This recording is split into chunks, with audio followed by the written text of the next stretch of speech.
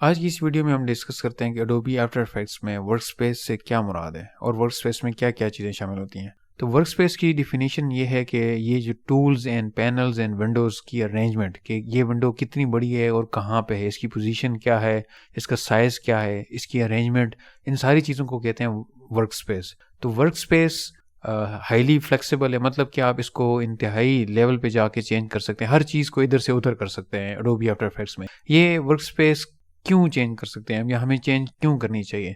इसलिए करनी चाहिए कि कुछ लोगों के पास छोटा मॉनिटर होता है, एक मॉनिटर होता है, कई लोग 2 मॉनिटर पे काम करते हैं, और जितने ज़्यादा आप फ्यूचर में आगे बढ़ते जाएंगे आप 2 या 3 स्क्रीन इस्तेमाल करेंगे।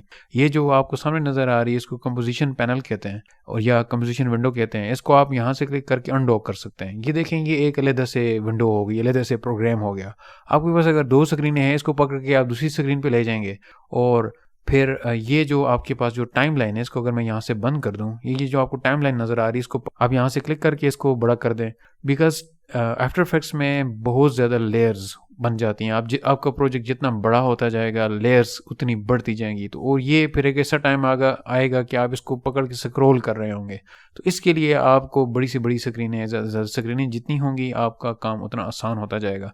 तो ये उन लोगों के लिए वर्क स्पेस जो है हाईली फ्लेक्सिबल रखी जाती है कि जिसका जोन सा स्टाइल है, अपने स्टाइल के मुताबिक वो वर्क स्पेस तब्दील कर ले, और जो उसको स्टाइल अच्छा लगता है उस मुताबिक वो तब्दील कर दे। तो ये हो गया वर्क स्पेस। तो हमने ये डिस्कस कर लिया कि वर्क स्पेस क्या होती है। Arrangement of tools and panels in Adobe after effects, इसको वर्क स्पेस कहते हैं। तो फिर नेक्स्ट हमारे पास ये है कि अगर ये ख़राब हो जाए, मुझसे कोई बटन इधर उधर हो जाए, ये पैनल कोई इधर उधर हो जाए, तो मैं क्या करूँगा? मैं कोई काम कर रहा हूँ, ऑल ऑफ अ सडन चीज़ें गायब हो जाती हैं, तो मैं क्या करूँगा? पैनिक होने की बिल्कुल ज़रूरत नहीं होती। ये जो भी चीज़ आप क्लोज़ करते हैं, लेट्स से ये प्रीव्यू मेनू को मैंने यहाँ से कर दिया क्लोज़, ये यहाँ पे अवेलेबल होती है। विंडो में जाएंगे, ये सारे जितने भी पैनल्स और विंडोज़ मौजूद हैं यहाँ पे अवेलेबल हैं। देखिए ये प्रीव्यू हमने बंद किया है, यहाँ पे दोबारा चेक करेंगे, पैराग्राफ आ गया, और यहाँ पे विंडो में जाके आप जब इस प्रीव्यू के ऊपर क्लिक करेंगे दोबारा यहाँ पे नज़र आना शुरू हो जाएगा। इसको यहाँ से क्लिक करके अनडॉक करेंगे। अनडॉक का मतलब होता है कि इसको इस तरह फ्लोटिंग हालत में लेके आ सकते हैं आप। दोबारा इधर लेके जाने के लिए क्या करेंगे, आप यहाँ क्लिक करेंगे, यहाँ पे देखें ये मुख्तलिफ जगह, इसको ड्रॉप जोन कहते हैं, कि आप इस पैनल को कहाँ कहाँ फिट कर सकते हैं। आप यहाँ पे ऊपर फिट कर सकते हैं, इसके ऊपर भी फिट कर सकते हैं, राइट। ये इसके ऊपर चला जाएगा। देखिए ये पूरा ये जो ब्लू नज़र आ रहा है, इसका मतलब है इस वक्त एक्टिव ये है, इस वक्त ये सिलेक्ट हुआ पड़ा है। इसको अगेन यहाँ से क्लिक करके अनडॉक कर सकते हैं, ठीक है। ये दोबारा इस तरह आ गया। तो ये मुख्तलिफ चीज़ें देखें, सारा इसका बेड़ा गर्क हो गया। तो इसको ठीक कैसे करेंगे? तो ठीक करने का सबसे आसान तरीका ये है कि आप यहाँ पे डिफ़ॉल्ट पे आके, ये डिफ़ॉल्ट हुई सिलेक्ट हुई पड़ी है, यहाँ पे रीसेट टू सेव्ड लेआउट पे क्लिक करेंगे।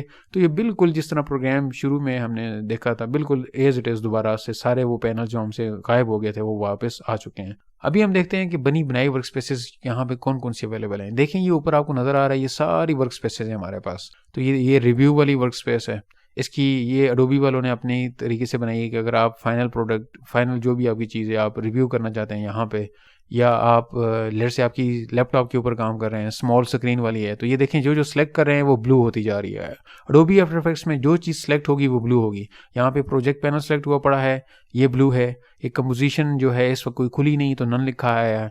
ये स्टैंडर्ड है, ये लाइब्रेरीज, ये ऑल पैनल्स, ये मुख्तलिफ़ किस्म की हैं। कुछ यहाँ पे भी मज़ीद और भी हैं, राइट। और ये मैंने ख़ुद अपनी बनाई हुई है एक वर्क स्पेस, आप भी बना सकते हैं। और ये यहाँ पे अगर आप पकड़ के इसको लेके जाएं तो ये देखें, ये इसको आप कम ज़्यादा भी कर सकते हैं, कौन सी डिस्प्ले हो। अगर इसको ऑर्डर चेंज करना है तो आप यहाँ पे जाएंगे और एडिट वर्क स्पेस पे जाएंगे। तो आप किसी भी, ये जो मेरी बनी हुई है, आप इसको पकड़ के नीचे ड्रॉप एंड ड्रैग कर सकते हैं कि ये दूसरे नंबर पे शो हो, पहले नंबर पे शो हो। तो ये इस तरीके से आप इसके साथ कोई भी काम कर सकते हैं। अगर डिलीट करनी हो, लेट से ये मैंने अपनी बनाई थी, इसको मैं सेलेक्ट करके यहाँ से डिलीट करूँगा तो ये डिलीट हो जाएगी। इसको आप अंडू नहीं कर सकते। मैंने ओके कर दिया। तो ये वर्क स्पेस अभी डिफ़ॉल्ट है। और आपने कोई भी अगर कोई सेटिंग, अगर आपने अपनी मर्ज़ी से कुछ चीज़ें तब्दील की हैं तो आप डिफ़ॉल्ट में उसको, ये वाला बटन आपने बिल्कुल नहीं दबाना। इसका ये मतलब है कि जो आपने चेंजेस की हैं वो इस वर्क स्पेस में सेव हो जाएंगी। आप से कोई गलती हो जाती है तो ये गलती आप अंडू नहीं कर पाएंगे, राइट।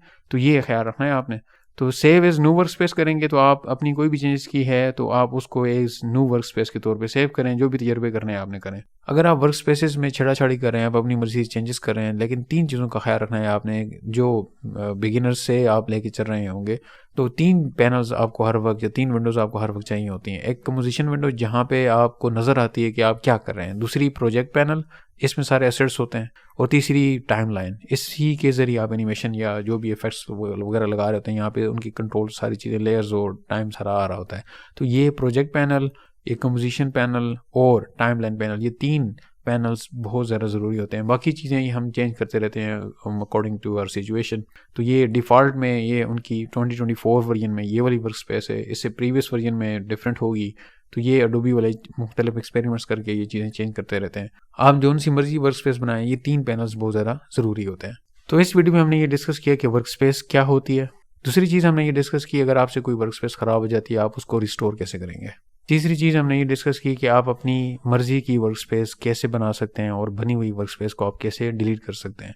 तो अभी इस वीडियो का प्रोजेक्ट जो आपने करना है वो ये करना है कि आपने वर्क स्पेसेस में छेड़ाछाड़ी करनी है, उसको ख़राब करना है, फिर उसको रिस्टोर करना है, और आखिर में अपने मर्ज़ी की एक वर्क स्पेस क्रिएट करनी है। वर्क स्पेस क्रिएट करने के बाद आपने उसको डिलीट भी करना है। तो ये जब ये तीनों असाइनमेंट्स आप कर लें तो असाइनमेंट्स में आप डन लिख दें, ताकि आपको ये एवेल्यूएशन होती रहे कि हाँ ये मैंने काम कर लिए हैं, और आप जब कुछ अरसे बाद दोबारा देखें कि आप कहाँ से कहाँ तक पहुँच गए हैं, तो ये सारा आपको एक जिम्मेदारी का एहसास दिलाएगा कि हाँ ये प्रोजेक्ट्स मैंने यहाँ से किए हुए हैं। तो ये एक एवेल्यूएशन है, आप करना चाहें तो आप करें। मैं तो यही रिकमेंड करूँगा आप हर हाल में ये काम इसी तरीके से करें, ताकि आप जो है अच्छे मोशन डिज़ाइनर बन सकें। तो नेक्स्ट वीडियो में हम ये डिस्कस करेंगे कि कंपोजिशन क्या होती है, ये प्रोजेक्ट पैनल क्या है, ये टाइमलाइन, लेयर्स वगैरह क्या हैं। तो हम उसकी तरफ जाएंगे नेक्स्ट वीडियो में। तो मिलते हैं नेक्स्ट वीडियो में। See you in the next video.